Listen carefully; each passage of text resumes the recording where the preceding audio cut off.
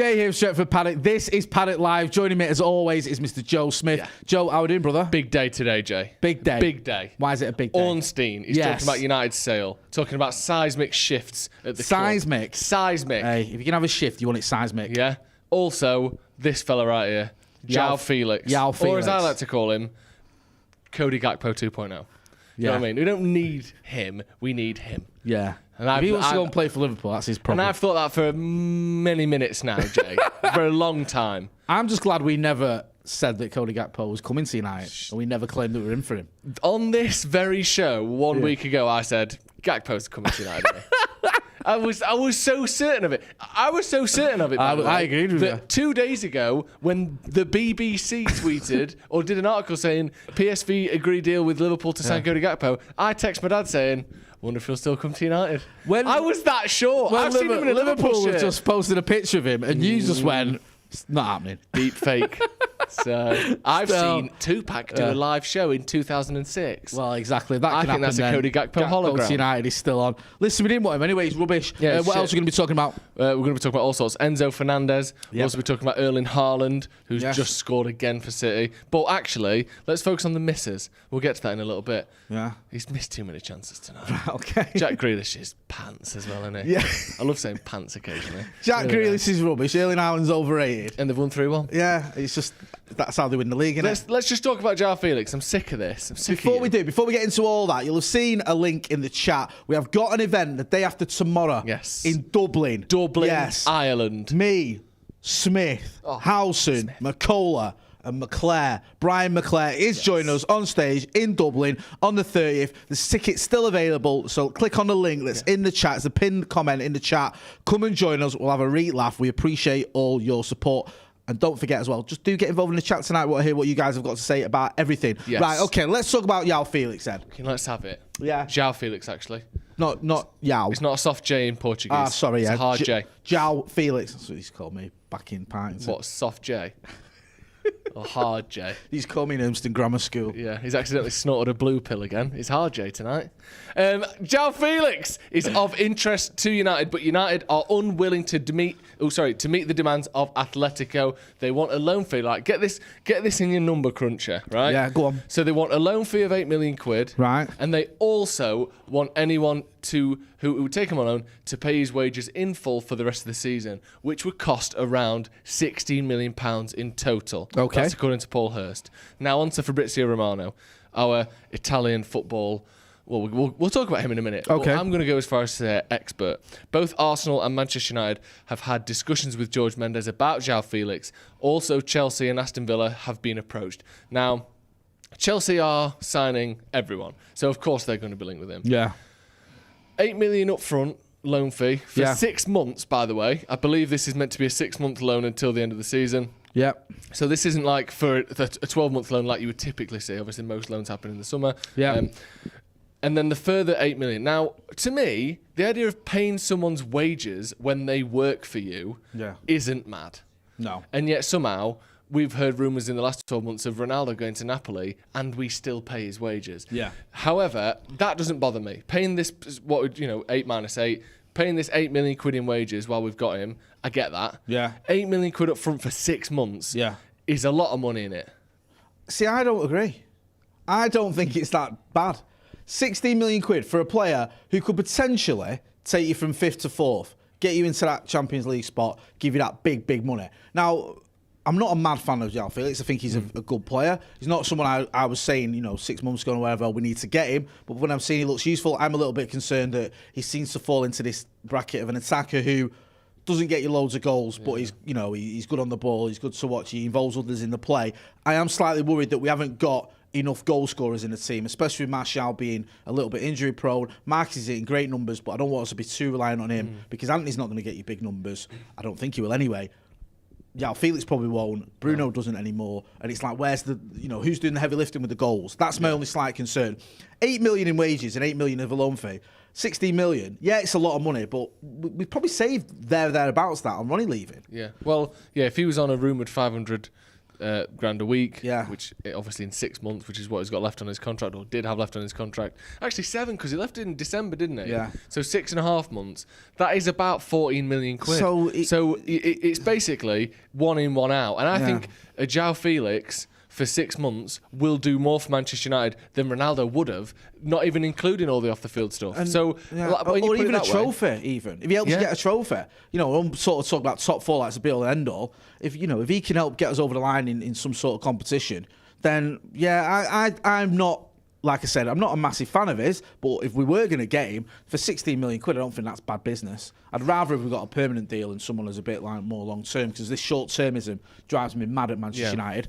But it's better than, I know that's not a great way to say it, but it's better than nothing if he does improve the squad at least. It's interesting though, isn't it, that whole better than nothing thing? Because we've seen players in the past who you would think would be better than nothing, but seem to set the dressing room back, or the scouting back, or people like, I hate to say it, but Igalo almost gave, whilst it was fun at the time and we all like him, it felt like it opened the door to this like Cavani Ronaldo situation that actually in a roundabout way has made our attacking line worse. 4 years on, we've won no trophies, and we're back to Martial again. We're back where we started before this experiment. Someone's saying we could get a striker for 16 million quid. Do you think we could? That's what I'm saying. Like, who could we get for 16 million quid? Honestly, than a striker? looking at how many... I can't see it. Is it Scott? Someone saying like, we could get a striker for 16 million quid. But the other thing you got to remember is who then? Like, fine if we can. Who? The other thing to remember as well is you could get a striker for 60 million, but then you got to pay his wages on top.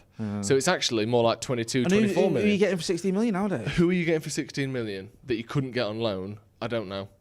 Not many. Because you think anyone who's available for 16 million, they're either a good player coming to the end of their contract, they're a child, or they're shit. Aren't they? So which one do you want? Even like championship strikers go for 20 odd million nowadays, don't they? So we could see what David Nugent's doing. Yeah, I don't see it myself. Like someone's saying there, sign Ivan Toney. You're not getting Ivan Toney, I think, for that sort of money. And also, I bet you we couldn't get Ivan Toney. You're not getting Ivan Toney for anything less than 40 million. Also, he's got this gambling thing hanging over his head. I don't know what's going to happen with that. I don't know. I think if in the ideal world, I'd see us going out and spending 100 million on a striker. But we've seen that the Glazers aren't going to do that. They've spent the money in the summer. They're selling the club, hopefully. They're not going to spend big money. So, I don't know, man. I mean, it wouldn't be my choice. But if it's that or nothing, then what are you going to do? Are we just going to rely on Martial to stay fit? Hopefully not. On that, David Ornstein tonight said Manchester United are looking at João Felix to see if they can do that loan deal. The only striker name I'm hearing for United primarily is Felix. The numbers come down if the numbers come down on a loan deal.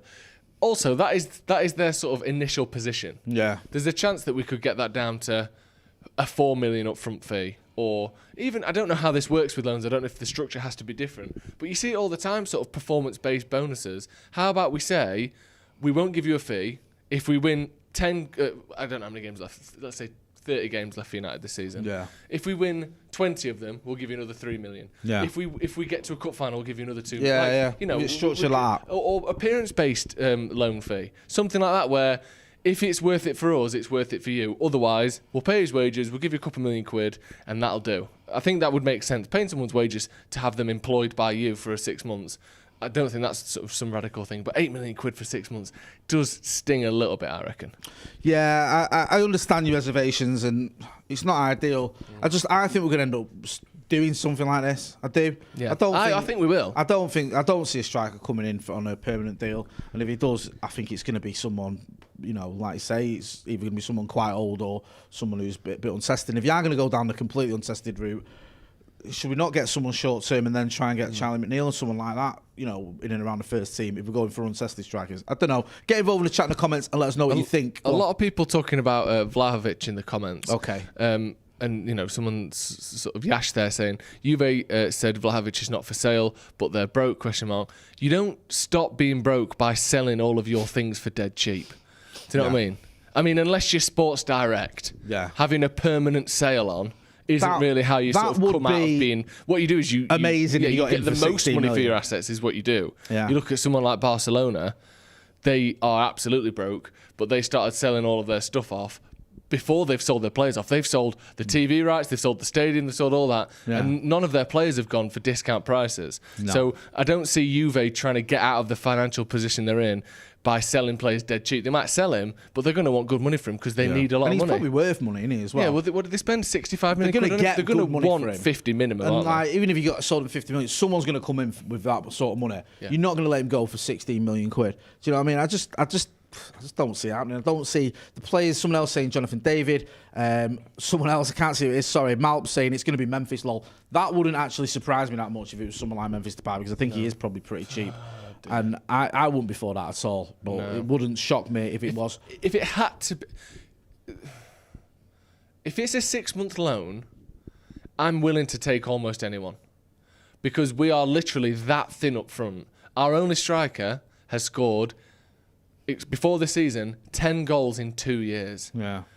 We can't have him as our only striker. And whether that's injuries or form, Martial has been awful for 24 months. Yeah. He's had a decent spell when he's played so far this season. But again, I can't sit here and tell you I think Anthony Martial is good enough to win us multiple trophies or any trophies. I'm not confident in saying that. I like him. But I would probably, as much as I don't think Memphis could work longer term, if we signed him in January until the end of the season, I could see it. Do you know what I mean? Because even if Martial's just injured, we need someone. We need bodies. We need someone to come off the bench, someone to rotate with. We've got absolutely nothing at the moment. I hear you. It is a little bit worrying because I think, if anything happens to Marcus Rashford, then you're in big trouble. Really big. Because, he's banging in the goals. Martial, to be fair, when he plays, he's banging in goals, but he's missed 3/4 of the season. And he scored a few goals in his first few games, and you can't rely on him for goals. Bruno Fernandes doesn't put up those sort of numbers he used to anymore. No. Where, And he's playing a different No, and that's not a position. criticism of him. He was getting phenomenal numbers. Yeah. And now, if Bruno Fernandes gets 10 Premier League goals this season, I think that would be a good return for him. Yeah.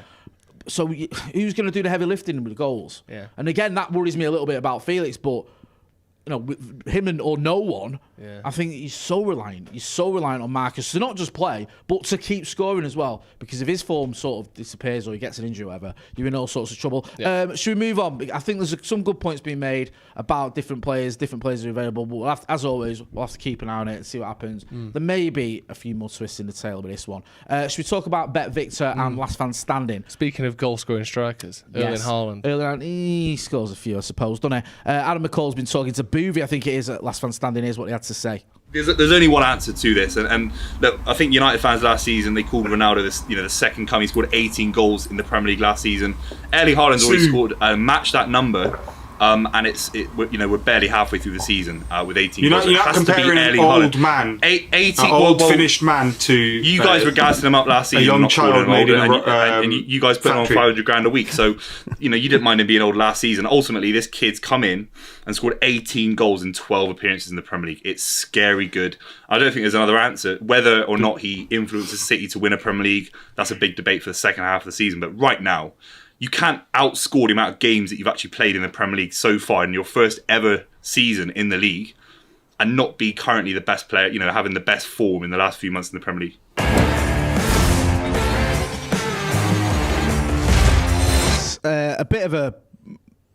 Almost a bit of a daft argument there. It's cheating. Ronaldo at 36 versus Haaland at whatever he is, 22, whatever, 21. I mean, I don't really see that argument at all. Of course I think he's making a point there of, Haaland being player of the year or whatever, or player of the season so far. He's just smashing it in, and there's no point in denying that. But I think Erling Haaland this season is playing far better than Ronaldo was last season, which you'd expect him to be fair. I didn't think Cristiano Ronaldo was going to come into Manchester United's team and score more goals than he's scored in the last 4 years or whatever, where Erling Haaland is coming into that City team and he's on for, 40 goals? Could even reach 50 goals. Yeah. I mean, he's got 20 Premier League goals in 14 games. He scored 2 tonight, didn't he? So if he plays 28 games at that same rate, that'll be 40 goals. If he plays 38 games at that same rate, what's that going to be? He could end up breaking... but he's not going to do that. Breaking all sorts of records. And you look at that City team, we saw a bit of it tonight, saw him against Leeds, missed a few chances and still gets a brace because you're going to get loads of goals, loads of chances with that team. And not top of the league, though, are they? Do you know what I mean? You'd rather City win the league than Arsenal. If you had to choose, I know you'd rather neither of them. I'd rather, everyone just went on strike and no one won it. But I don't know. It really is 49%, 51% in favour of City. I think. Than just because my brain and body are used to City winning the Premier League. Do you know what I mean? I have to come up with a new concept in my mind or reignite a very old concept if Arsenal are to win the Premier League. I have to come to terms with something new. I've come to terms with City being the best team of the decade. I can live with that. Arsenal being shitter than us for 10 years and then passing us to win the league before we do again, I really struggle with that idea. Yeah. Do you know what I mean? It's not great either way, but I'm way. just sick of City winning the league. And also, the Arsenal thing, it's more online. I see City fans out and about. Arsenal fans are just noisy bastards, aren't they, online? Get involved in the chat in the comments with Bet Victor and Last Man Standing. Go over to the site. There's a link in the description. Let them know Stretford Paddock sent you, and do get involved in whether you think Boovy's in the mud or a rarity Boovy's talking a bit of sense. Give him a bit of feedback. He loves it. It's very much eating an obvious pie, though, isn't it? Haaland's quite good. Ronaldo's not as good as he used to be. Oh, well done. Top marks. I think the whole Haaland debate, it's like City fans are trying to create a debate now. Yeah. Because he's banging in goals, and pretty much everyone's admitting that he's scoring loads of goals and he's mint because he is. So it's not really anything to go there. So now it's like, oh, well, he's better than your player was last year. Well, yeah. Yeah. He was 36 last year. Do you know what I mean? Come on, man. Let's have it. Let's get a bit real with some of these discussions. Should we move on to someone a bit more important than Erling Haaland? Yes. Enzo Fernandez. You can see here. Too much. That first line tells me this ain't happening. Too much. United facing competition from Chelsea for Enzo Fernandez. Chelsea just put them on the list for every transfer that's taking place in football. If it's more than 40 million, Chelsea are in for Isn't it weird they got Graham Potter in, and all his staff, who's probably one of their biggest assets, has been spotting these gems, getting them for like next to nothing, fitting them in a system that works really well. You've got him in. You've got all his staff in. So you've got like the entire sort of Brighton network and their team. And then you go, right, now what we're going to do is we're going to go and play complete Championship manager and buy everyone for big money, which is the opposite of what you've done for the last 3 years. It's the owner that's buying these players. Of course it is. It's not Potter. Anyway, back to this. Correo de Mania reporting that Chelsea representatives have landed in Lisbon to discuss the conditions of a potential deal. Chelsea's current offer puts them in pole position. United have also reportedly advanced to convince and agree a fee with Benfica and terms with Fernandes. Can we get a bargain for once, Jay? Can we sign someone that doesn't cost 60 million or above? What is it with Man United? We have got a bargain. What are we doing? We've got the biggest bargain in the history of the Premier League. The United pie. Casemiro for 50 million, or whatever it was. Yeah, but it was still 50 million quid. That is an absolute snip. It is He's a worth snip. 10 times Our that. biggest bargains in the last 10 years have been Casemiro at 50 million quid and Bruno Fernandes at 47. I'm only messing. I know they're worth more than we paid for them. We don't do that though, do we? No. The last time we had a bargain was probably Chicharito. Yeah. When we went from Le Havre in 2010. Like we had, you know what I mean? We don't do that. Where have we got from Guadalajara? Where was it? Anyway. I can't remember, but you have to go back a long time so you go, United actually got. You have to go back pretty far to go United underpaid for anyone, let alone a bargain. Who's our biggest bargain in the Premier League era? I would say price to performance wise, I think Van der Sar is up there. We paid, what was it, 5 million quid for him, and he's arguably our best ever goalkeeper. I'd say Eric is up there. Yeah, but because people say, oh, but it was 1992 or 93. Yeah. That was still a bargain, £1 million. Yeah, £1 million. Do you know what I mean? But they on Dublin for the same. No disrespect to the kid, but like, you know, that was unreal. Yeah. But you're right. I mean, we're going back 30 years. Yeah, but what I mean, like, can't we just get someone? He's not count or like a self-fulfilling prophecy or whatever. What? Whatever you want to call it. Like, if United are in for someone, their price rockets. Maybe. Like, and that's the way it is now. So if United do find someone who's worth 10 million, all of a sudden United are interested in at least 30. I mean, even look at Gakpo, 35 million, 37 million. Like, that is a bargain. Even if he's shit, you're going to get 20 million for him. Yeah. Because you can get 20 million for Ryan Brewster. Do you know what I mean? Ryan Yanni says Dennis Irwin, surely. I would have said Dennis, but I think he was pre-Premier League era. He was definitely, if you're going to just count anyone, then I think we bought him in 91, wasn't it, from Oldham for about 600 grand. But yeah, I mean, we have had some bargains of all time. But you know what I mean? You understand the point I'm making. In recent seasons, in the Woodward and sort of post-Fergie era in particular, it has been literally either shit signing or expensive signing. Name someone that's been a success for Man United in recent years that we didn't pay a lot of money for. Tyrone Malacia. And he's been here 15 games, and he doesn't start when everyone's fit. I can't. It's like Bruno's the best I've got for you. Do you know what I mean? Yeah. And like I love Bruno, but he's not won anything yet. I'm sure, as good as this guy is, he could even be the best midfielder in the world. You don't actually need to have the best midfielder in the world in your team to win trophies. No. You don't. It's helpful, and as many good players as you can have as possible. But come on, at 106 million quid, hasn't he been playing for Benfica for like 18 months? He just joined them. Yeah. He just joined from, is it Uruguay that he moved from Argentina, sorry, excuse me.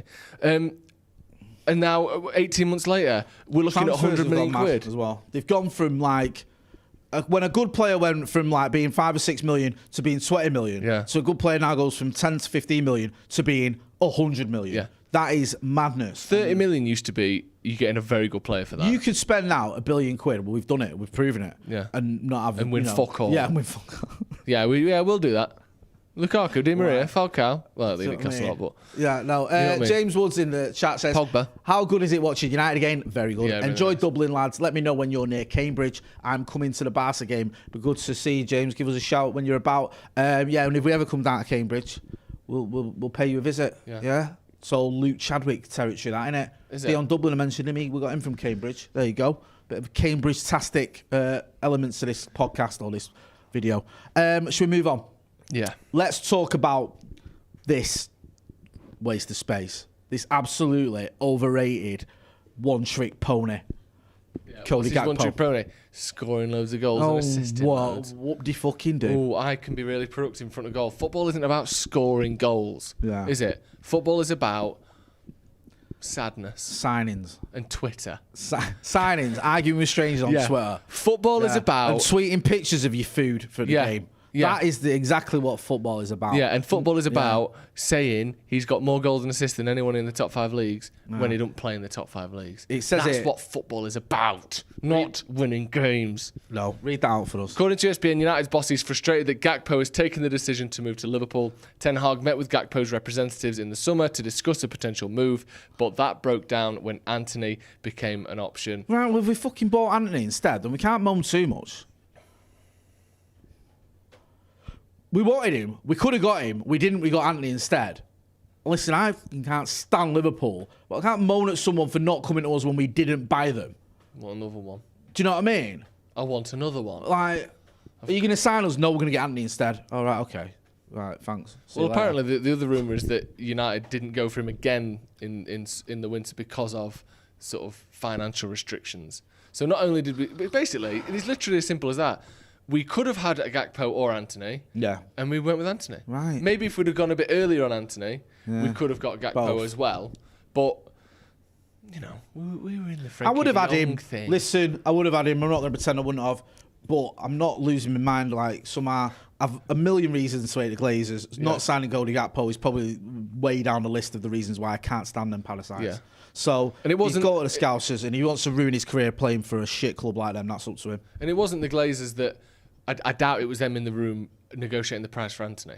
Do you know what I mean? I don't think, as far everything we hear about the club is, they do the tick or cross whether we can spend the money. But how it's negotiated is Murtagh, Arnold, etc. Other people like that. So we just spent the Gakpo money on Anthony. Unfortunately, we might have got the wrong player. I'm not saying we have because I haven't seen enough of Gakpo and Anthony's still unproven. But you can't always have everyone.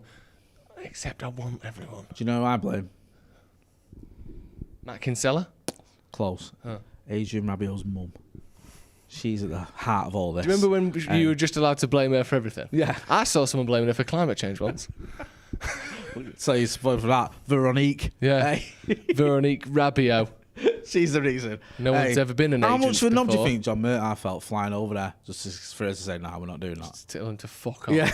Yeah, come for dinner. Really? Yeah. And like Rabiot had a couple of good games in the World Cup. People going, actually, it's all right. I think we did all right getting Casemiro instead. Should we move on anyway? Because I'm sick of talking about this fucking whopper. I'll be booing him when he comes to see. Yeah. Massively. Can't wait. Right. Who's up next on the agenda? I think it's Thuram. Yeah. Go on then, talk to us. This is the World Cup sauce being stirred, isn't it? Do you know what I mean? Just a little bit of a... Yeah. Oh, Thuram. Lovely bit of Thuram on that. Yeah. Because, come on. Contact made. United are in touch with Thuram after he impressed during his limited role with France. Oh, Is that cool. basically his cameo in the final? Yeah. He came on and sort of looked. I did all right against Otamendi. He came on He and was only fucking just lost. Do you know what I mean? He was knackered. Yeah. It came on against an Otamendi who has been too slow to be a top player for 5 years. And he did all right against him. Right, United, I'll tell you what, let's spend some money on him. Go on, Right, talk us through this. Yeah, let me read this. For his club side, Borussia Mönchengladbach, Thuram has scored 13 goals in 17 appearances this Can't season. sniff at that. This form saw him picked for the French national team ahead of Martial. Boo. United reportedly have competition from Arsenal and Tottenham Hotspur for his signature. Can we just not rewrite history? Right. Yeah, that form did see him picked. Not because of that ahead of Martial. Martial's been injured all season. Yeah. He wasn't going to the World Cup. And terrible for 2 seasons. Like, where is this Martial's going to the World Cup nonsense come from? No. Like, yes, he's had some good appearances for United when he's played. He started against Everton, came off after 26 minutes. Like, the kid's been injured all season. Right. The idea that suddenly Deschamps was going to go, right, you're in my World Cup squad, was madness. Okay, so you hate Marcus Thuram then? Just say it. Listen, I've never forgiven Lillian, for that brace against Croatia. Disgusting. Why would you not forgive him for that? Why? Why is that a bad thing? Go on. Because I wanted to see Slaven Bilic lift that trophy. I wanted to see Davor Suker get his final revenge. Oh, look at us beating Brazil in the final. Oh, pathetic. It's easy. Yeah, I mean, boring. Do you know what I mean? Zinedine Zidane's mint. No, he's not. No, there's too many Manuel Zs in his Petit as name. well. Arsenal players scoring. Pathetic. Listen, would you have him? I'll be honest. I don't think he looked that good for France. No, I think he's a good player. It always bothers me when you get the son of another footballer. Because you think, how many of the... Obviously, if you're playing for France in a World Cup final, it's not nepotism. Yeah. You know, and probably what he's got from his dad is, rather than just the opportunities he will have got, is a lot of fucking physical and mental talent. Like, he's obviously a great player. Yeah, but part of me does always think, how much is that helping you? What? Do you think Thuram's like to Didier? Oi. Hey, we know... Do you remember them 2 goals in that semi-final against level, Croatia? Jay, do you remember when I helped us win that trophy and you was the captain? We know at international level, stranger things have happened. Yes. And that 13 goals in 17 for Mönchengladbach may be good enough to get you in the World Cup team. It may be. But it certainly doesn't hurt that your dad is a French legend. Because there are French players doing good things in different leagues that aren't even in the sort of conversation for the French national team. Yeah. I'm not saying it's that. I don't know. It's good. He's a bit outside the establishment, though, isn't he, Lillian Thuram? Yeah. He's quite a not controversial, but he's very left-wing. I think he's very outspoken. I don't see him having, getting any favours from anyone. I think the kids deserve it. Also, let's face facts. I'm just coming up with 13 conspiracy goals theories. in 17 appearances. He's earned a right in that squad with those sort of numbers, considering people will say Martial, who's scored 4 last season, should be in there. Come on. No. It's nepotism. Do you know what I mean? No, I'm just making it up. I like him. I'll be honest, I haven't seen enough of him. But it just depends how much we can get him for, because it's a bit of a risk, isn't it? He's only a young lad. Yeah, he is. The club sale. Talk about this one. Do you know what? I hate him. Why? He's not David Ornstein. He's meant. Oh, right. One of the Glazers. Which Glazer is this? Avram. I hate him. How do you not know who that is? But they both look the same. They look like 2 sides of the same ball sack. To be honest with you. Yeah, they do. I'm not sorry to be vulgar, but they just do, and you know what I mean. I don't like slagging off people for their appearances, but they look horrendous. Is he the front or the back of it? I think he's the back, isn't he? Yeah. He's the bit of the ball sack that's up in the loft. Do you know, like Dorian Gray? He's aging in the loft. And the ball sack that we see is Joel Glazer. He's the one where you go, Jesus Christ. That's a bad-looking ball sack, that. And I've seen some ball sack. Anyway, exactly. David Ornstein has spoken tonight about the club sale ahead of the City versus Leeds game. They are aiming for a complete sale of Manchester United in the first quarter of 2023. You've got to watch this space on that takeover, because it could be coming very soon. It will be a seismic moment in the history of Manchester United. Now, Seismic. it could be coming very soon thing. I wonder if that is based on inside knowledge that David Ornstein has got, or whether Q1 is January, February, March. And if they want it to be done by the end of March, you're probably going to be in a position where we know who's going to buy Manchester United probably by the end of February. Yeah. Do you know what I mean? And after that, it'll be sort of, formalities, contracts, handovers, all that shit. Yeah. So that means if we know who it's going to be by the end of February, we're probably going to have a pretty good idea who it's going to be in the next 2 or 3 weeks. So when he's saying watch this space because it could be coming very soon, well, of course it's coming very soon. It takes ages to sell a £3 billion company, a £6 billion company. Yeah. So I wonder whether we're going to hear something in the next few days and this is insider Ornstein stuff, or whether he's just sort of putting 2 and 2 together of, well, if it's going to be finalised in 3 months, that means, just the sort of the maths I've laid out there. So yes, we're going to probably know within the next 6 weeks to a pretty decent degree who's going to be buying Manchester United. Yeah, I agree with everything you've just said. I think it sounds like we're going to find out. We'll have to wait and see who it is. Hopefully it's, someone who knows a bit about football and has the best intentions of the club at heart. We can at least hope, can't we?